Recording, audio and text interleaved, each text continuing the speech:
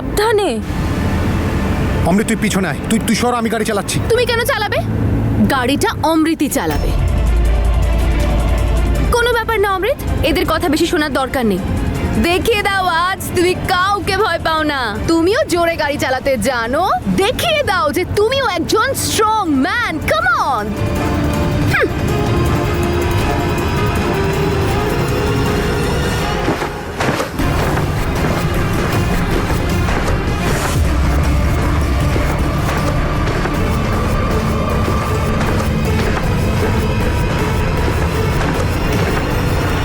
ব্যাস জ্যাসমিন, অনেক হয়েছে। অলরেডি অনেক দূর চলে এসেছি। অমৃত তুমি গাড়ি ঘোরাও প্লিজ। কি রে তোরা, এত কি ইম্পর্টেন্ট কাজ? হ্যাঁ, আমি আজকে নতুন গাড়ি কিনেছি। আমার হাজবেন্ড আমাকে প্রথমবার লং ড্রাইভে নিয়ে এসেছো। একটু নিজেদের জন্য বাঁচ, একটু চিল কর না। সারাক্ষণ কি প্যা প্যা প্যা প্যা করিস বলতো? রিল্যাক্স কর। আচ্ছা আমরা এবার না আমরা 100 স্পিডে গাড়ি চালাবো। ওকে, লেটস গো। তোমার মাথা ঠিক আছে তো?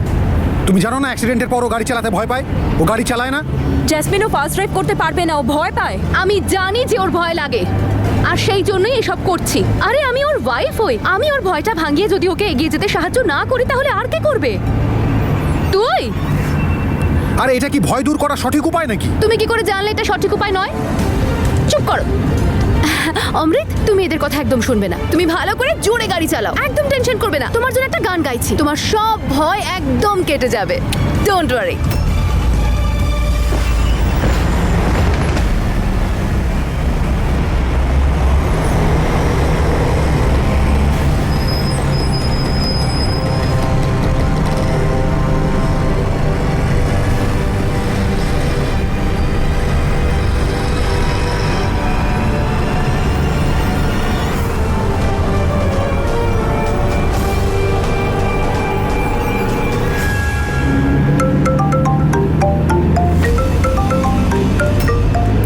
একেও কি এখনই ফোনটা করতে হতো?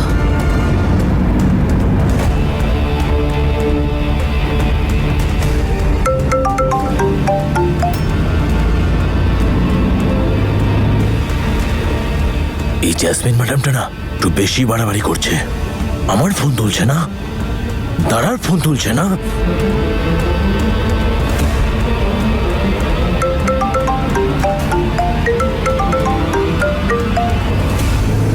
হ্যালো, ফোনটা কেন করছো বারবার? ম্যাডাম আমার ফোন তুলছেন না কেন?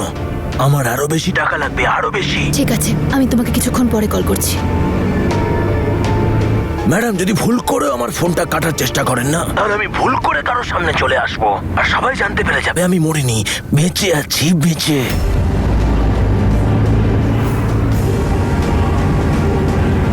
আমি এটা তো বুঝতে পেরেছি ম্যাডাম, তুমি আমার মরার খবরটা দিয়ে না কোনো না কোনো লাভ তো করছো। আমি আমি আমি আমি তো বলছি তোমাকে একটু পরে ফোন করছি।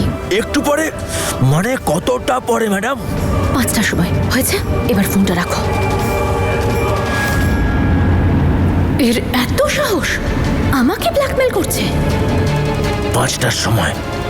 যদি 5টার সময় ফোন না করে না, তাহলে আমি ওর 12টা বাজিয়ে দেব।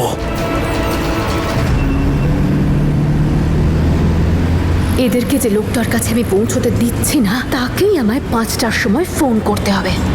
একে বলে উটকো বিপদ।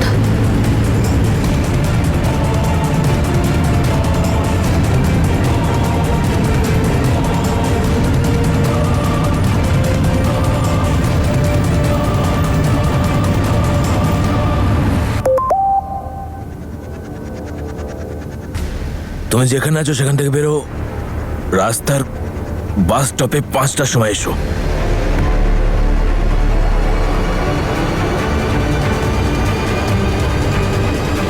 এই লোকটার এবার একটা ব্যবস্থা করতে হবে।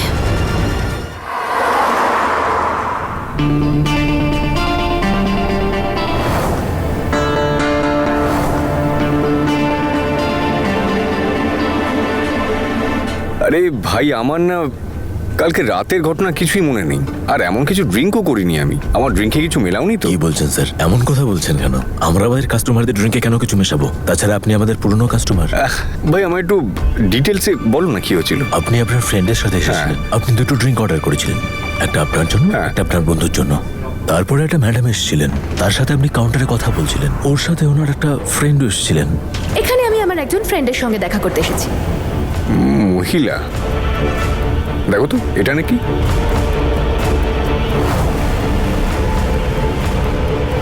হ্যাঁ, এই ম্যাডামটাই। তারপরে? তারপর কিছু নয় স্যার, আমি আপনার ড্রিঙ্ক তৈরি করলাম আর ওকে দিয়ে দিলাম। ড্রিঙ্ক আপনি নিয়েছিলেন? হ্যাঁ স্যার, আমি আপনার ড্রিঙ্কটা নিয়ে আসছিলাম আর সেই সময় ওনার ফোনটা নিচে পড়ে গেল। কোথায় বসেছিলেন ম্যাম? আমি বলছি স্যার। হ্যাঁ স্যার এখানে বসেছিলেন। আচ্ছা, তারপর? স্যার আমি ফোনটা তুলতে নিচে ঝুঁকলাম, তারপর যখন তুমি ঝুঁকেছিলে আমার ড্রিঙ্কটা তখন কোথায় রেখেছিলে? স্যার আমি এই টেবিলের মধ্যে ড্রিঙ্কটা রেখেছিলাম। এখানে এই টেবিলে? হ্যাঁ স্যার। ঠিক ওরই সামনে, তার জন্যই তো খেলে গেল। Thank you. এইবারে তোমার ব্যাপার ধরতে পেরেছি। কি বলছেন স্যার? না না কিছু না। তারপর কি উনি চলে গেলেন? হ্যাঁ স্যার, তারপরে চলে গেছিলেন উনি। চলে গেলেন? স্যার স্যার স্যার, উনি আবার এসেছিলেন, হয়তো কিছু ফেলে গেছিলেন সেটা নেওয়ার জন্য।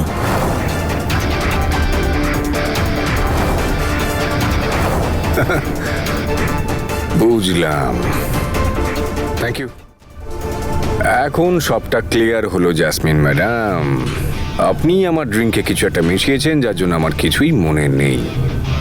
তবুও একটু একটু মনে হচ্ছে যে যখন আমি বাথরুম গেছিলাম, আমার মাথা যখন খুব ঘোরাচ্ছিল, তখনই আপনি তনু ম্যাডামকে কলটা করলেন। এই জন্যেই আমার ফোনে লাস্ট ডায়ালে তনু ম্যাডামের নাম্বারটা ছিল। ভালোই বুদ্ধি আছে। অমৃত, গাড়ি আস্তে চালাও। অমৃত, তুই একদম ওর কথা শুনবি না, তুই সাবধানে চালা।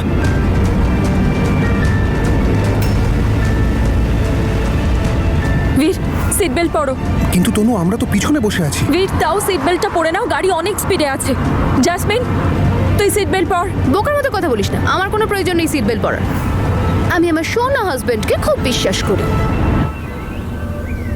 জানি না দিদি, সকাল থেকে খালি তনুর কথা মনে পড়ছে, মনটা আনচান করছে ওর জন্য। তনু ঠিক আছে তো? জ্যাসমিন আবার কোনো ঝামেলা করেনি তো? তুই এখানে এসেছিস, উপরওয়ালার নাম কর, সব ঠিক হয়ে যাবে। হে আমার উপরওয়ালা, তুমি দয়া করো, জ্যাসমিনকে সদ্বুদ্ধি দাও, সদ্বুদ্ধি দাও ওকে।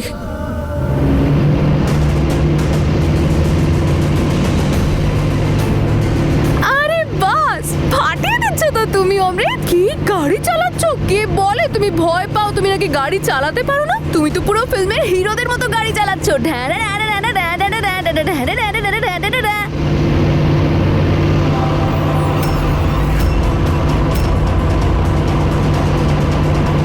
অমৃত, গাড়ি থামাও। অমৃত, গাড়ি থামা। অমৃত, অমৃত, অমৃত, অমৃত,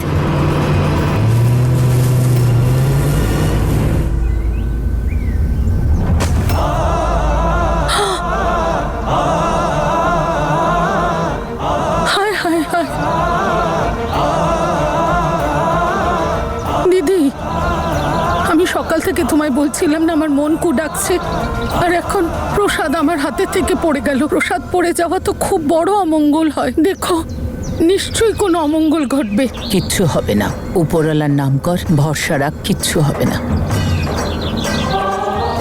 হে উপরওয়ালা, পরম করুণাময়, আমার পরিবারের উপর তোমার দয়ার হাত রেখো।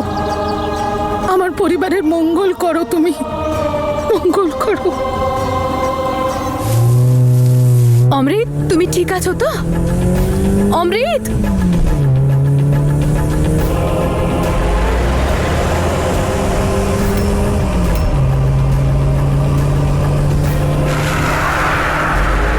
আস্তে চালাও গাড়ি। অমৃত, সামনে দেখো। অমৃত, তোমার কি হয়েছে? অমৃত, কি করছিস? সামনে ট্রাক আছে। অমৃত, অমৃত, আরে অমৃত, অমৃত, গাড়ি থামা।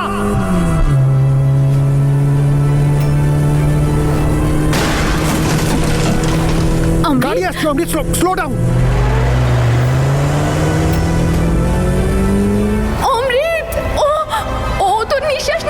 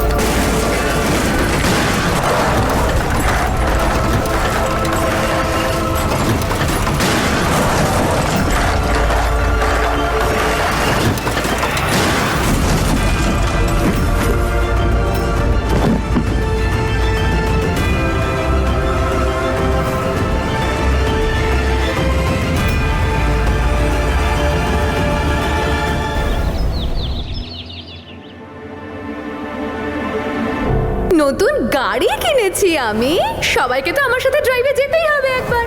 কোনো ব্যাপার না, যখন কেউ যেতে চাইছে না আমার সাথে যাবে না, আমার অমৃত তো যাবে আমার সাথে। মা কি করছো? এক্ষুনি হাতে লাগতো তোমার। কি হয়েছে বৌমা? আসলে মা, জাসমিন অমৃতকে গাড়িতে বসিয়ে নিয়ে গেল। আমার খুব চিন্তা হচ্ছে। ও বেচারা তো প্রথম থেকেই ভয়ে ভয়ে আছে। কি জানি ওই মেয়েটা ওকে গাড়ি চালাতে যেন বাধ্য না করে।